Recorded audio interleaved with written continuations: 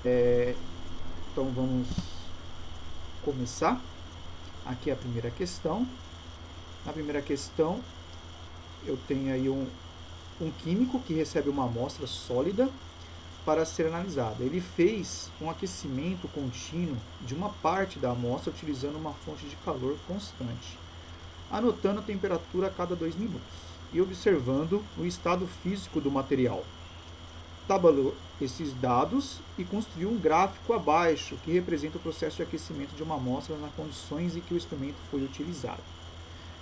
Analise o gráfico e responda a questão a seguir. Então, esta é a primeira questão. Como essa questão aqui ela tem várias perguntas, né, eu dividi ela em 3 slides. Então, o próximo slide estão as perguntas. Né? Quando eu tenho um gráfico assim, falando de um aquecimento, eu posso, para ajudar a responder as questões, eu posso identificar algumas coisas nesse gráfico. Por exemplo, esse gráfico aqui eu posso falar que essa parte de baixo minha aqui, ó, é o sólido. Essa primeira constante aqui é sólido mais líquido. Aqui eu tenho o líquido. Essa segunda constante eu tenho sólido mais gasoso. E aqui acima eu tenho o gasoso, ok? Aí, na primeira constante aqui, que é a temperatura de 40 graus, eu falo que é a minha temperatura de fusão. E a segunda aqui eu falo que é a minha temperatura de ebulição, que corresponde a 70 graus Celsius. Sendo que a minha temperatura de fusão e a minha temperatura de ebulição elas são constantes, então eu posso falar que isso aqui é uma substância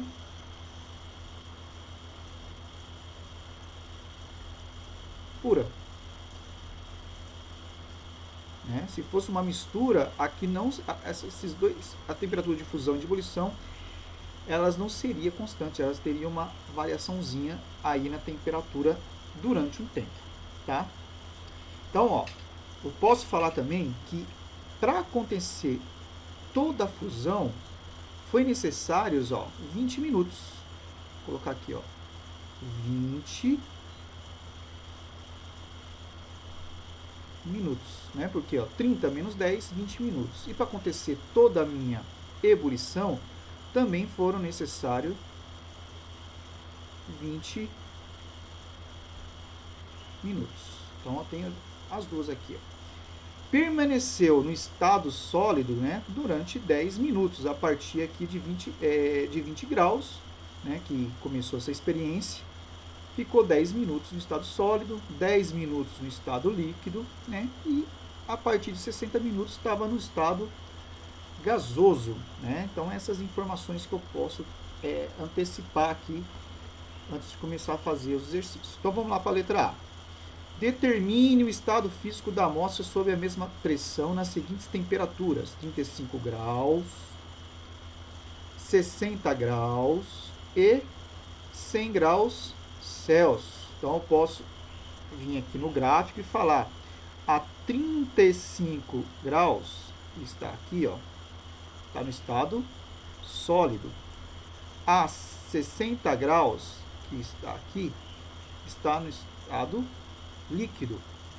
E a 100 graus Celsius, né? 100 graus Celsius está no estado gasoso. Se eu der uma continuidade aqui nesse gráfico, estado gasoso. Então, a resposta aqui vai ser temperatura, estado físico, 35 graus no estado sólido, 60 graus no estado líquido e 100 graus no estado gasoso. Letra B. Qual é a temperatura da fusão da amostra sobre a mesma pressão? A temperatura de fusão, né? Tá aqui, ó, a temperatura de fusão 40 graus, tá? A partir de que instante iniciou a fusão? A fusão iniciou em 10 graus, em 10 minutos, desculpa, em 10 minutos, né? A partir de que instante? 10 minutos. Quanto tempo foi necessário para que a amostra sofresse fusão total? A gente escreveu aqui, antecipou, 20 minutos. Tá? Então a resposta fica, temperatura de fusão 40 graus. A fusão se inicia em 10 minutos. E o tempo necessário para a fusão total foi de 20 minutos. Vamos lá para a questão C. A gente tem que lembrar de tudo que a gente anotou, né? Não vou repetir aquelas anotações, tá? E para responder, qual o estado físico do material após 20 minutos de aquecimento, né? Após 20 minutos, eu tenho sólido mais líquido. Então, essa é a resposta. Sólido mais líquido. Caso o químico interrompesse o aquecimento após 35 minutos,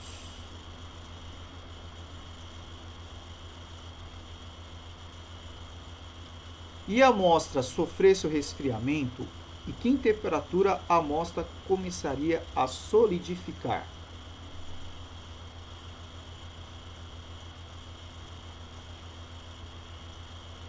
Então, 35 minutos dá aproximadamente 50 graus Celsius, né? Conforme vai resfriando, né? Vai diminuindo a temperatura. Quando chegar em 40 graus Celsius, a substância vai começar novamente a entrar no estado sólido. Lembra que eu anotei aqui, ó, estado sólido. Então, 40 graus Celsius é a resposta aqui. Qual é a temperatura de ebulição, TE, da amostra? 70 graus Celsius, né? Que é a segunda constante que eu tenho aqui. Então, essa parte aqui é a minha temperatura de ebulição. Letra F. Supondo que o químico tivesse usado toda a amostra, ocorreria mudança da temperatura de fusão e na temperatura de ebulição? E no tempo de aquecimento? A temperatura de fusão e a temperatura de ebulição são propriedades extensiva ou intensiva? Então, vamos lá.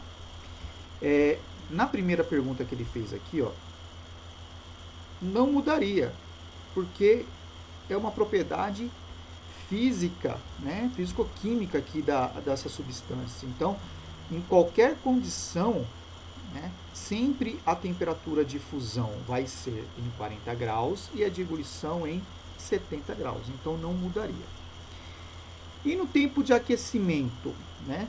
Mudaria no tempo de aquecimento? No aquecimento poderia mudar, porque o aquecimento depende da quantidade da substância, né? E também na fonte de aquecimento, né? Tem fonte de aquecimento que é mais intensa do que a outra, e isso interfere diretamente no tempo de aquecimento. TF e TE são propriedades extensivas ou intensivas, né? São propriedades intensivas. Por que intensivas? Porque ela não muda, né? Ela não muda independente da quantidade da substância. Ela sempre vai ser 40 graus ou 70 graus. 40 graus para fusão, 70 graus para ebulição. Então, a resposta aí seria essa daqui. Caso tivesse usado toda a amostra, não haveria mudança de TF e TE, né? Já o tempo de aquecimento pode ser alterado, né, por causa da quantidade ou fonte de energia. TF e TE são propriedades intensivas, pois não se altera. Então, essa aí é a resposta da questão F, aí que nós temos. Vamos para a segunda questão. Temperatura é uma propriedade geral, mas a temperatura em que um líquido ferve é uma propriedade específica desse líquido. Discuta essa afirmação. Então, para essa resposta aí, vou colocar ela direto. A afirmação está correta. A temperatura de um líquido ferve é uma propriedade específica. Desta forma, não é possível modificá-la, o que possibilita verificar se a substância é pura ou não. Então, se eu pensar na água, por exemplo, A água ela ferve a 100 graus Celsius e funde a 0 graus Celsius. Isso numa pressão de 1 atm, né, que é o nível do mar. Quando eu vim aqui para São Paulo, né, nós estamos um pouco acima do nível do mar, a água aqui ferve assim aproximadamente 97, 98 graus. Então, conforme vai mudando a pressão atmosférica, essa propriedade muda. Né? Isso daí vocês vão aprender lá no segundo ano em propriedades coligativas. Né? Mas por enquanto a gente fica com essa resposta aqui. Vamos para a terceira questão. Observe a tabela abaixo, cujos valores foram obtidos sob pressão de 1 atm. Tá? Então, quando eu tenho esse tipo de questão aqui, o que eu posso fazer? Eu posso ver, ó, temperatura de fusão e temperatura de ebulição. Entre uma e outra, eu tenho o estado líquido da substância. Vou colocar aqui em cima. Ó. Depois da ebulição, eu tenho o estado gasoso. E antes da fusão, eu tenho o estado sólido. Na temperatura de fusão, essas temperaturas aqui de cada substância corresponde o quê? Sólido mais líquido. E nessas temperaturas eu tenho o líquido mais gasoso. Ó. É a mesma coisa que o gráfico, só que agora a gente está apresentando em forma de tabela. Tá? Aí ele está pedindo aqui, para classificar esses materiais em sólido, líquidos ou gasosos, nessas temperaturas aqui, ó, 20 graus, menos 100 graus e 1000 graus Celsius. Tá? Para isso, eu vou usar uma tabela aqui para ajudar a organizar essas informações. Então, primeiro a gente vai fazer aqui a 20 graus Celsius. A 20 graus Celsius, qual o estado físico dessas substâncias aqui? Né? Então, bora no cálcio, observa aqui, é como se fosse uma régua. Então, o 20 ele vai entrar antes de 800, antes de 1000, né? Depois de menos 72 e antes de 59, né? Depois de menos 78 e depois de menos 33, porque 20 é positivo, e antes de 1000. Então, quais estados físicos que eu tenho aqui para essa substância? Eu tenho sólido para o cálcio, sólido para o cobre, líquido para o bromo, gasoso para a amônia e sólido para o ouro. Agora nós vamos lá para menos 100 graus Celsius. Então, vou usar aqui um azulzinho para menos 100 graus Celsius. Então, ó, menos 100 graus Celsius é bem menor aqui, ó, que 800, é menor que 1800. Ele é menor que menos 72. Ele é menor que menos 78. Tá? E ele é menor que menos 1064. Então, quer dizer que a menos 100 graus Celsius, todas as substâncias estão no estado sólido. Tá? Essa, então, é a resposta. Agora, nós vamos para 1000 graus Celsius. É uma temperatura alta. Então, vamos ver qual é o estado físico que estão essas substâncias aqui a 1000 graus Celsius. Então, eu vou lá, ó, 1000 graus Celsius está entre 800 e 1400, ó, está aqui no meio, estado líquido. 1000 graus Celsius é menor do que 1085, então estado sólido.